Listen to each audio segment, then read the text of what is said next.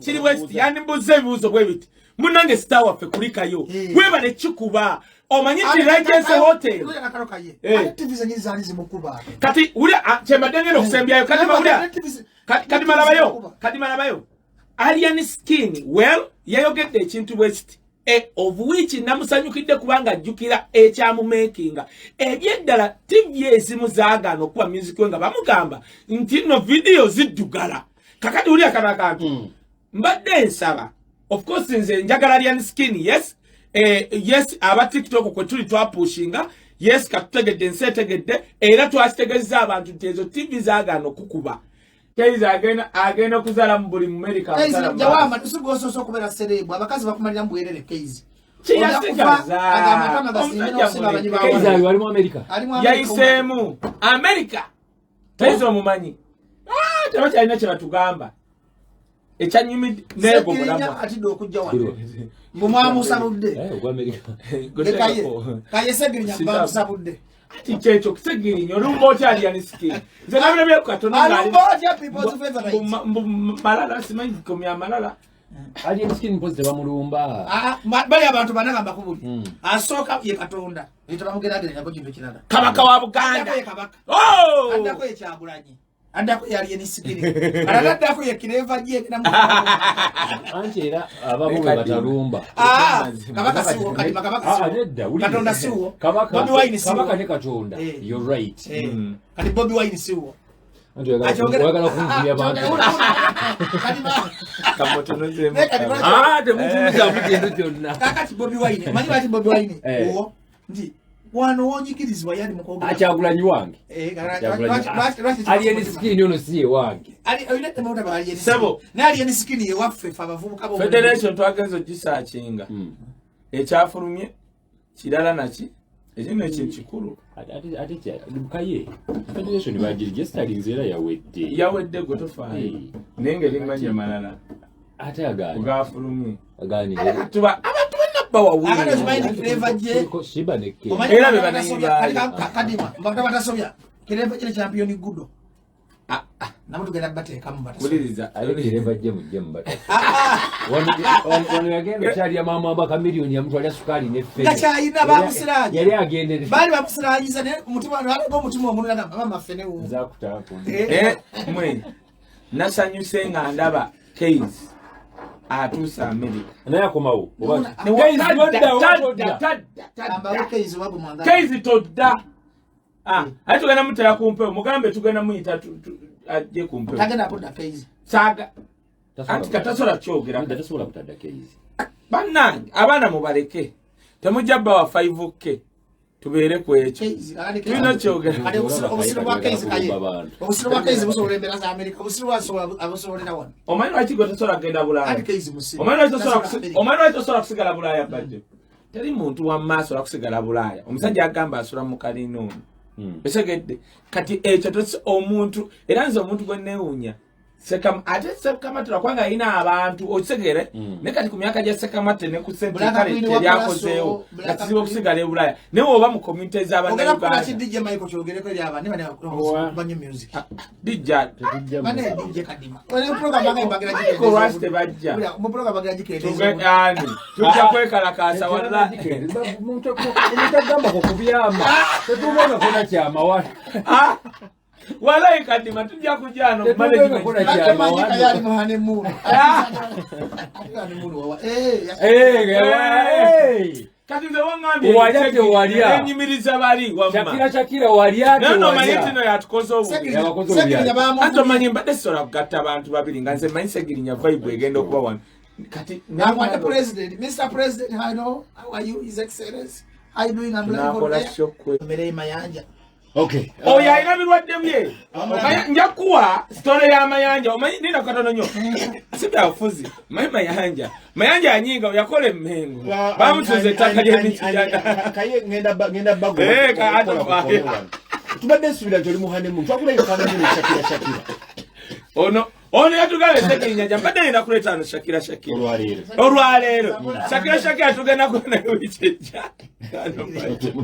tugenda kuba naye wichejja abawuliza ajabe gambire kyonna ekyabaddewo nenze Kaye bannange nkyali single and searching. Kale ensonga nyingi kulwali tulina Alliance King, tulina mwana Chris, tulina mwana Baze, Federeson tugenda kubanga tujogerako olutalo lwa Zali ne ba promoters ebirala. Bajjo ndasooka kugwa bwe mungena mu dakika zigenda banyingi olw'obudde nga tugenda kubanga tutambula ndagala ndabikira mu Federeson. Bajjo last week twali wano kadi solo muyibuza kukizungulizana tujja mukunya tete ku mimwe tujja mukunya tete twatandika wiiki ewedde ng'okugamba nti Federation tejja kubaawo tekisoboka era tekiriwa. Finally Federation twalabye nga balafa ba URSB bagiwadde registration era kati eri fully registered. Federation kitegeeza ki? Federation njagala nyambeko bamusomesa batuli bangi. What is a federation? Bajjo njagala tugende what is a federation? Chebaita federation. Ongambe federation bali jesa. Zanala be limited company by guarantee ngeri naba director babiri Kenzo ne King ngaba yima. Nero ya operation what is a coalition? A national federation is not formed by individuals, is formed by different associations which have agreed to federate. Its own association is federating. People they don't federate, people they associate. Kakati wetwanga tumara obudde ko tuli ku radio yeggwanga BTFM ngatogera ka company ka kugenda okunyaga obusente bwa bagenda okunyaga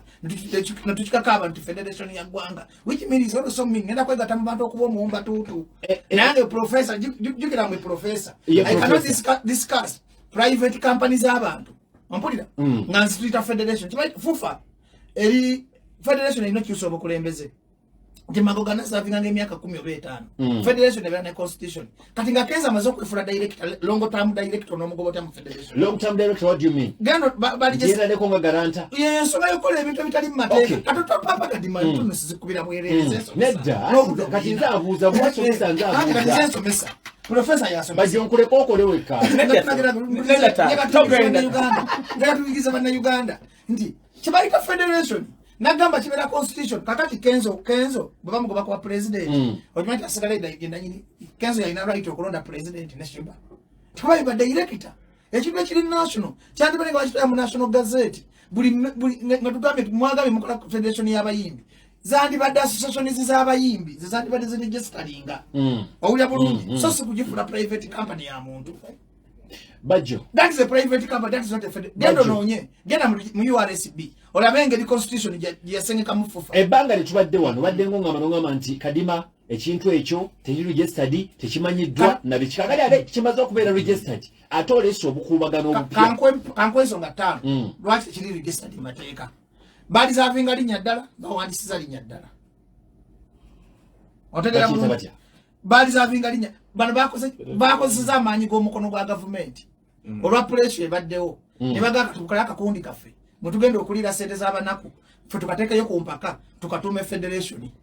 That is not a federation. And Ugandans tebajja embracinga. Era mukulaga amanyi federation is fake. King Shiba, Queen Shiba, ne Eddie Kenzo bagenda kuteka ku DJ Mike ekivulu. Abantu bajagenda wa Mike atayina music. Kaye mpuliriza bagenda kuleta omu Nigeria Kenzo Shiba begate bakulwanyise Mike okunaku lumu wali erugogo kadi batotagala mpuliriza tunasomesa kubanga ono yigo jakubulira eggwanga Federation bana Uganda tebasobola kujagala kuba si yaabwe ate bana Uganda tebalina busika tebatandise kola jya Uganda Bajjo batama simu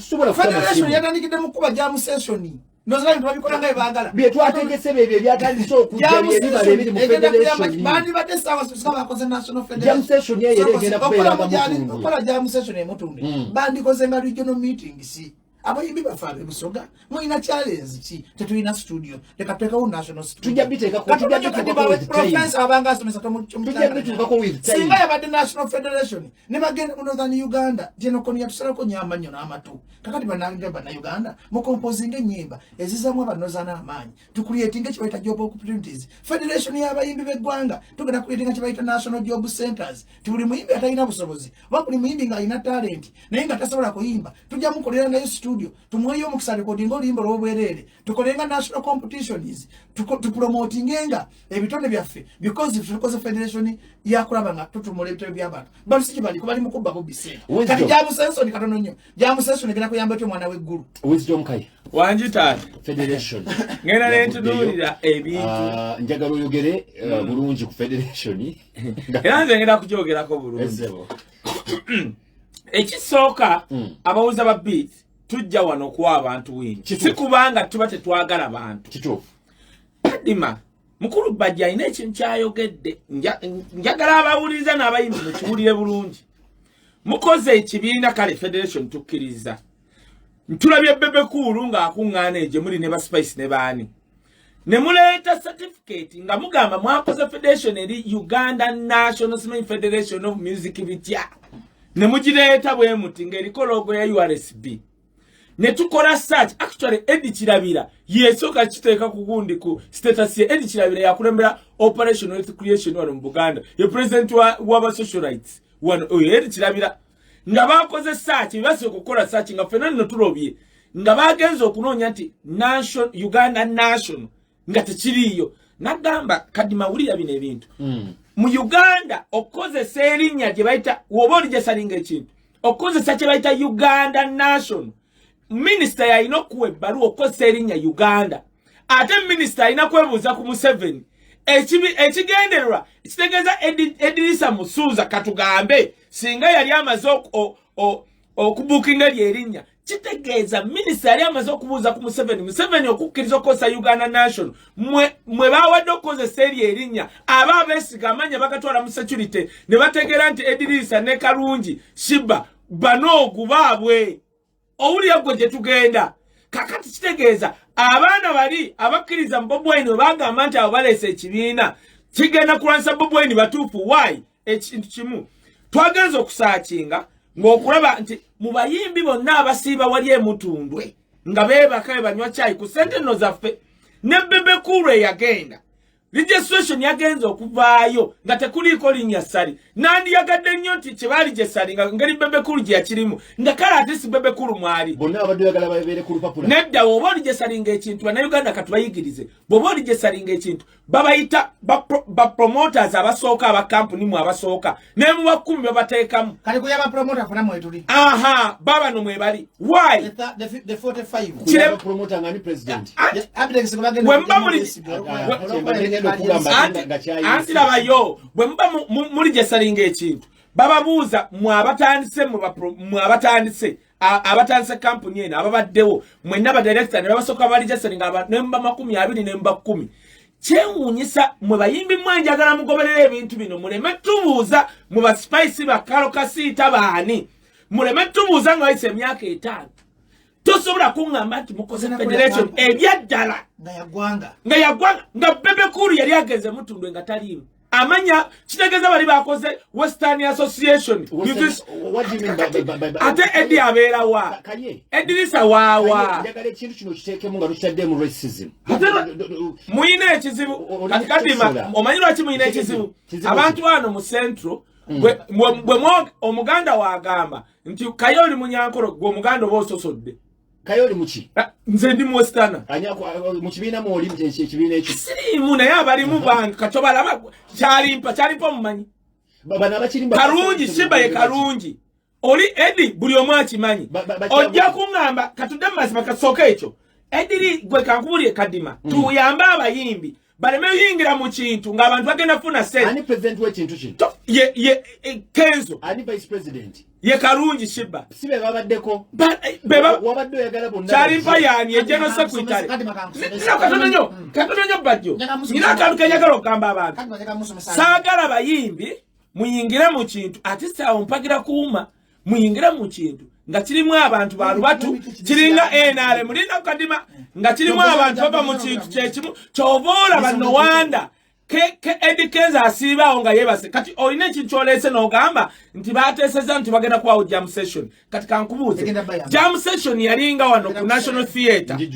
jam session eyo gavumenti ya wano yennyini yafuusa jam session eyo ng'eronda abantu ku National Theatre nga baagala kutunda National Theatre ne bagoba jam session ku National Theatre Peace Mutuzo Minisita awulira yali akubye wano essimu ne bagoba jam session Baze Zaziyoni ya producing abayimbi buli muyimbi yajjangawo nga wangu ngene bana Uganda bagenda wali ne balaba nga jamu abakyaliyo bana Uganda bagenda ku National Theatre ani agenda ovuga atuuke simanyi wankulukuku ogende na tete mbungenda kulaba ki mutumbe ku jam session okujjako nga aba government bokka kankusomesa Kaye mwagenza okulaba mwe badayirekera ba Federeson ebizibu bya Uganda jam session mwagenza okulaba mutandika kampala tabayimanyi bakola mpuliriza nti buli wakola kati mombuza buli ogamba nti numirwa industry bagira mu kifanyi kya kulwanyisa copyright katukole Federeson y'eggwanga egenda okulwanyisa copyright gweke nyino omenya amateeka nga tunalwanyisa copyright eyita mu parliament muli gestation n'okola ebyekifere kati matali kintu kiruma kubanga ogenda kutegeera the 45 million people nenga abantu babiri betise babiri kuliko ne taarifa kutamani kati kakati kintu kiruma katono nnyo tali kintu kiruma nti lawyer wasale musale naye ali one of the directors which is that easy in the simple terms jamu bawacha ekiriba kintu kyakuba sente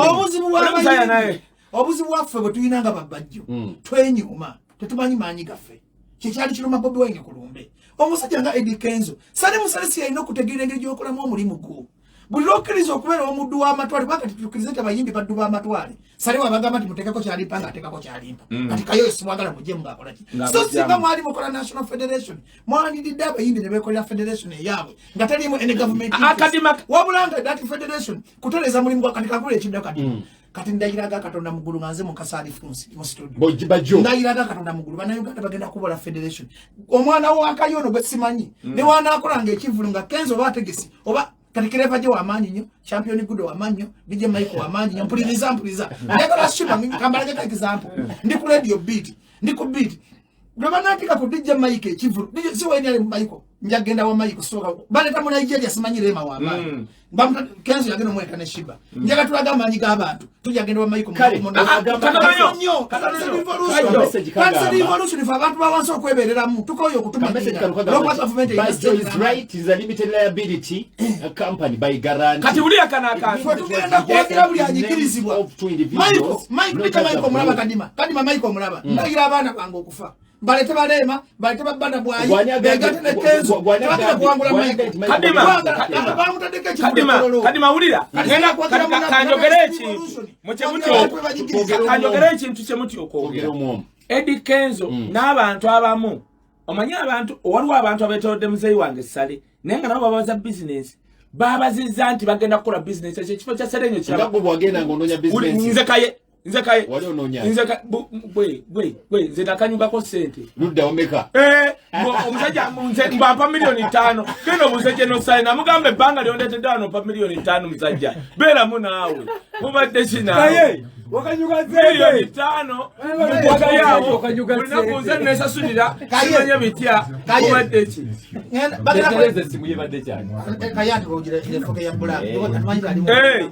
kati nzire galawo njagala babuuze King Michael ne Queen Simba ne DJ Michael banagenda ofuna kuwagira King Michael bwabanga yewaffe so agenda muzungu ng'omuddugavu azze wakati Abanigeria balabanga bazungu Kenzo kyokka kumanya Federation eri fake bagamba bagize kutereza industry bataddeko Michael ekivu nga Michael yasooka okukatika nkubulire olwokuba Michael munaku ani ategeserema Kenzo ne Simba bali bakoze business ya bagamba DJ Michael mukana mugulungera kuwagira Michael ate ngenda kuleka kereva jero ngo abantu bajjule nga 5 nga 4 tugenda kulaga nti patransa revolution ensi yonna njega tukuliye tiketi bayita solidarity y'abanyigirizi osegeera nga Kaye bwe kusanga noba wa dipping ojigirizibwa kubeererawo omulamu waffe kubeerawo bantu banyigirizibwa era bw'osanga Michael nga Shiba akugenda bamunyigiriza obeera nga kusaidi ya mwavu osegedde tutatandika revolution ensi yonna kadima bali bakoze business yaabwe ojja kulanga baleeta abayimbi bakola ebintu badde nsaba katono nedda katono nnyo kye badde nsaba omanyi mchala Mase yakulembera URSB ali so buli omu wajja n'obukulembeze bwanjawulo muzibu kutuukako bita naye mbadde nkusaba muchala Mase owa URSB kulwa obulungi bwa art industry vaayo otangaaze ekya Eddie Kenzo yatulaze nti mwali gyesalenga kyemuyita Uganda National Swimming Federation bita aye ne searching nga tekiriiyo kyetwazutte nga kirala bebe kulu Ebyeddala tudde mazima. Bebe kungamba bebe cool. Basosola ne muri jesalinga ekintu. Otegera kye ngamba bebe cool. Yesali. Naye bannange bana wasajja bana. Kyali mpasi ka bebe cool. Otegera ekintu. Tugenda kukirala. Kyali mpa muki. Yito wefu. Oli kumpewo. Anti kagati saga. Katize newunya basali. Ekintu kino ja tukimu. Kati matujja kwogera wabawo okusosola mu bantu. Ono music. Bebe cool aliridda wa. Ate katize mwagala. Ne kaita mwagala. Twatandika revolution. Ne waba kumanyira bannammwe namwe. Katono. Ne waba bebe cool bamunyigiriza. Fina masanyalaze ngasuze mu bintu. Fina masanyalaze ngaba badde. Zedi mulokola njagala osasanye nnyo okwagala okusa. Abali bali eri mu bayina biteega. Bajjo statement gy'ofulumiza gundi simwagala. Ne ate okusawa y'amazima nje amazima gaji bebe cool simu kwano gwange. Katono nyo Kaye. Bebe cool simu kwano gwange. Nezi bwe ntuka mu kisa ky'okulwanira omuntu anyigirizibwa. Togerenga ize sense boy yagamba sikyaliwa. Nange sikyaliwa bebe cool. Ne ate bebe cool tasana kuba director. Bongambe mbulese sindi jali pa yino kwa direct fina masanyalaze abadde nga atambula mu bintu obusosozo bwekika waggulu beba siri obusosola bagamba fa basosola beba kwa ebyobufuzi baga tubera mu byabufuzi beba singo butayagala abantu bagamba fa batayagala temujja yingira mu ndongo yaffe jono na ziri 12 za kadima atunyongera obudde okimanyi nti Federeson yegenda uje bujja bagagikosa kusalanga obivulu wano Bajjo ennaku zino zonna obadde otemba Italian skin. Bamuyita Kimenge the king. Ne mumuteeka n'omutegeka. Italian skin. Nalabye ku Italian skin ezimu ku interviews yakoze ng'avudde London. My God. Guys simanyi kiki oba bwe yatondebwa naye empisa zaabadde totally low. Kati kambabuuzeemu bannayuganda wano mumpulirize buli sagalo nyingiremu. Temwagala bantu balibiyo. Bannayuganda bakumidde mu busibe bw'endowooza ng'obutajeka maama mpaka lulu nze mulungi nze kadima ngenda kulima enguudo naye nga the guy is fake katuli mu kujjawo bantu bali fake tweta abantu bali alien skin nze mukwano gw'abamawulire abasinga mu Uganda nze manye ennaku abaana b'amawulire gye balaba naye sobola kubanga nakava ku nnyonyi nongamba batugamba ogenda kulemera which type of question is that learn how to respect people. Ntiwamawulire yambuuza namugamba nti batugamba ogenda kulemerayo togenda kudda. Kakati logically nkomyewo ndaba ate oyagala gaye kale nalemedde kale alien skin n'amulaga kale omuzimu namwe omuzimu gagukuyitako alien skin yalaga ow'amawulire nti ndi muzimu teboogera abafa emagombe teboogera bino byaffe babaprofesa fe ababitegeera kadi bwembuuza nti Bajjo wafa sikuddamu nga ndi mulamu sikuddamu because mba nafa omufuta yogera alien skin yayita ku muwala laba mukuliriza bw'osirika obaaki kati bali agati wamawulire mukama wa alien skin lwaki mumanyira kati lwaki omwati lwaki temulaba asobi muwala gye yakola gonsinga okwagala bamawulire si mikwano gyange mbayinako obuzibu naye ati sometimes let us learn to respect people. Let us put this country back in order. Kati ngafa buli katulonyo kadima fa abalina omulimu gw'okola nga tutereeza eggwanga lyaffe nga tukyagalamu. Let us please put everything back in its sense. Bw'oba wamawulire bw'osanga Kaye nga alina omwana we waliwo question z'otolina kumubuuza. Kaye bw'onomubuuza nti omwana w'ono lwaki akufaanana ajja kusiriikira atambula ngende n'omwana we ate obuzibu bwe tufunye nti alien skin kumuga omwana w'ono wamuzaala mu malaayi oli gwe twawulira omwana we walina omuganda omwana wa malaayi abayaga yakuddemu ki kale ate ekizibu tetufunye alien skin yamulwanyisa mafiya bamafiya bonna abayimbi abanene bonna abaagwa bamulabanga threat that's why babuloga b'enkyukakyuka be bakoze okunafuya alien skin akono kakodyo ka gavumenti akono kakodyo k'abantu bamafiya okukozesa Kaye oba Bajjo kubanga Bajjo ndi for pro people kitegeeza kigwe gundi kati bwe bakozesa Bajjo n'ensi n'enjogera ekibi ku Kaye abantu abangore bagamba laba Bajjo akyogedde kitegeeza kiki naye ate nebaza Katonda ti this generation eraba omwana yakola kirive alien skin ngali mu kusaaga n'agamba omusajja mulwadde bwako nga bono oba osaagamu ng'okola ki bagifudde ensonga wena evident abawumba tuli ku radio ya ggwanga beat nebaga kakati ayogera atya my friend bw'omuntu yenna ampuliza ku radio mukkiriza abantu mbawenga omukisa ne chance temumalanga gajajinga abantu waliwo asendise ka message wa government naye Bajjo singa ali mukazi yandifumbye nnyo kuba atijja waliwo ne wana amugambye Bajjo lekerawo okwambala yero nedda ono si yero ono gold mbadde malepo ija bwe maze mukubiriza tuddamu ziso mbadde ngamba kadini nti alien skin bandi badde bannayuganda bamuzaamu amaanyi bafunyeyo omwana wa geta abafaanana bafunyeyo omuntu awunye enkwawa nga bo bafunyeyo omuntu atalina ssuubi nga bo now they are destroying him katonyo kadima I will not tolerate abantu bana bangenda okukkiriza I will not tolerate kanjogere mu luzungu you will never bring your stupidity and foolishness on my king kabaka mwenda mutebera rudai I will die fighting for his excellency Bobby Wine I will die fighting for alien skin I will die fighting for whoever who is oppressed mama afisa mugambe sisebe bale alien skin bamuleka abo batali wabwe soko sika kadima bamuleka abwe Kaye yogera mama afisa alien skin simwa bamuleta mama afisa raina cha sindi zalina cha kakati mbadde nkugamba njagala Kaye episodes alien skin abantu basi complaining nedda bani abo bamawulire baagala mukuba no ate kunyonyodde bwenzija Kaye ne nkuteekamu mu microphone Kaye nga nza kutumbudde fa bakutambuza nonziramu bubi nga bwoyagadde ati singamba saagala kati makati kankubulire ensi ezitegeerekeka ondabanga ku level kwentuuse nnono Bajjo bwenzija ku media kyosooka okukola nga nzija n'ebibuuzo byogenda okumbuuza oba obinsindikidde dda ku level ze tubeerako otegedde tukkirize tugaane alien skin ekyatwalira abantu abamu emyaka 2 okukola kikoledde mu myezi 8 alien kati abamawulire balowooza ti alien akyali oli alien alinga clever gyakuba buloka no owulira kyekugamba omwana oyo mumanyi Mildred mukwano gwange Tracy era si tebanenya media kwakolera no wabula tiyalaze professionalism mulaba Kaiyz oyo Kaiyz ya creatinga kibaita rapo wajjewa Bajjo kubanga mukwano gwe Kaiyz asoro mubuuze kyonna kyakola ki kubanga waliwo enkolagana ne babasaaga kati tulina abamawulire abamu abakopye character ya Kaiyz balowooza Kaiyz ya veri nagwa bugu tebamanyi kumanya nti Kaiyz olweggulo tuba naye nga tuseka tunywa tusamba naye omupiira nti newajja ne kamera y'okumbuuza ekibuuzo newekiba kiringa ekibi kitya naye mukwano gwange yakuliyetinga kyebayita enkolagana rapo kati tulina ekizibu tulina obwana obwakava ku university bakawana kubanga katuna bulungi kalina amaaso balungi ebisiga bigweri because ebiti ababwambazza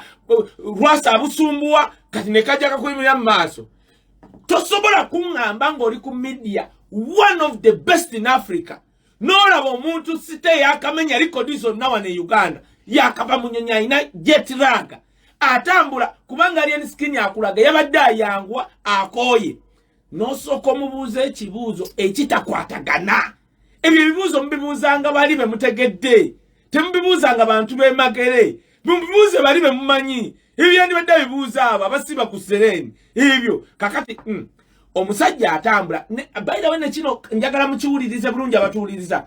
abamawulire baawano bassaamu nnyo ekitiibwa abayimbi abava e Bulaaya okimanyi kadima e Nigeria nakolako benchmarking nga ngikolera muzeeyi wange Genosale mu Denmark ne Sweden ne Nigeria natya e Nigeria omuyimbi upcoming asobola okujja e Uganda nga upcoming wallahi obwo buwala ne bwajjira omubuuza ebibuuzo nga bumufukamiridde naye ate alien skin amenye record ne Nigeria oyo upcoming kiri west yandimbuuza ebibuuzo bwe biti munange star waffe kulikayo webale kikuba omanyi ti Regency Hotel kati ulya kyembadde ngenda okusembyayo kati malabayo alien skin well yayogedde ekintu west of which namusanyukidde kubanga ajjukira ekyamumakinga ebyeddala TV ezimu zaagaana okuba music we nga bamugamba nti no video ziddugala kakati ulya kana kantu mbadde nsaba of course nze njagala alien skin yes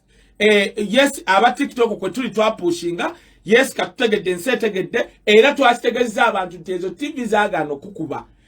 tuveyo katulinyise kubba naye nammwe aba media nawuliddeyo aba TV bitya nammwe bakadima nga muli mu kugamba tugenda mukubagwe Kadima sigambye mwe kadima kankubulya ekintu kimu kadima tudde mu byaddala ensi tuulya abawuliza BTFM ebyaddala oyo omwana yalanga shoye nga ne TV tewali ekiranga bagambe nakano nti devolution ekyuse nti buli Munnayuganda yetegerera bagati kali wabadde wa Museveni nga twabadde body language era akakweyo muyimbi kadima nindako South Africa abazungu bagenda ne bakita dini darling sa chaka Yvonne njija kukyabajjo kyagambye ekyabantu okugira abaddugavu be South Africa ne bamuzira ne bagenda ne Brenda Fassie. Do you know nti Brenda Fassie yakola sente ijukira ziri ensi aba bayimbi abeera mwezi ensi so gosobola kujja Uganda n'oyimbira mutwalo gwa $1 yina agukola weekend osegere kintu ekyo n'akola sente ne yali producer wa Chiko Chimola one of the richest in South Africa kambabuulire osobola okugana nti nno mukoze ekintu okuzira omuyimbi Bannayuganda nga bamwagadde who knew lira katono ani yali amanyi nti Clever we twogerera kati bagenda mukolera ekivu kyatakola konga ali ku peak era gwe ngenda kugamba ekintu tula nti no twogera no Bajjo byayogera kadima abantu bagenda kola revolution buli muyimbi yenna ali kuba abantu ogenda kulabanga ne balokijja ya bakomezaawo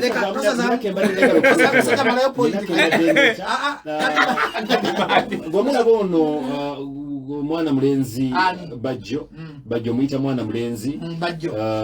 Alfonso professor agenda kuleta Clever kumutegeka bonna balokijja ya ntiyanga mulo ate balina talent ogenda kuwulira wacho leta Clever why I was impressed okwegamba ndi ngenda kukola Clever njagala kukola Clever n'ennyumba njagala kukola Clever ine mmotoka njagala kukola tata wa Clever nga tista ina boda njagala kabaka honera kalaga Bannayuganda mwenna nti Katonda tanakwerabira kasitolemera ku mulamwa njagala kuzambo n'ababona natisigera kukola Clever yekka ze buli muntu anyigirizwa bonna abaana bwana anyigirizwa ngenda mukola because banyi lwanje nga bali bakyasula mu sereni baleta bivulu byabwe betugenda kwera ulya kano kadi mava ku saawa ulya kano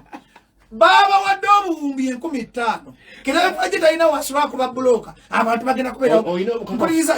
obuwumbi 15 nze ndi director bapandisa mu 15 bapandisa abogedde mu bapandisa mu kibiina ky'abagenda okuba mu abitekisi Kisibu. Bara mwasoro kwa wabiteksi. Bara mwasa. Ati ya gama mtugenda kwa wabiteksi. Bara mwasa. Kwanzi jini ajita mzimu.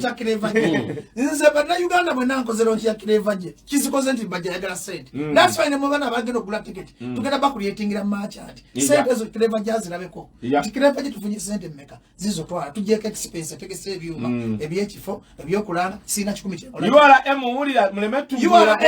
kuba charity show so alien skin yangambe kamulinda ave Dubai tukole press conference nenga dates ali Dubai nenga dates abagenda okoleka Clever buli muyimbi w'eggwanga ga Katonda bajja naye tukomezeho bano kijaya yanga mu bonna bajja bakapricing Clever ulya Kaye gwaba madokisi osegera azirasioni atukubirawo jitatu kweddalu gwaba tamanyikirizwa agenda bwatsende mega Clever tabwabwele ne muze na Africa band soko sirike na Africa band muze matuvu yangambe tondeka olabye ogenda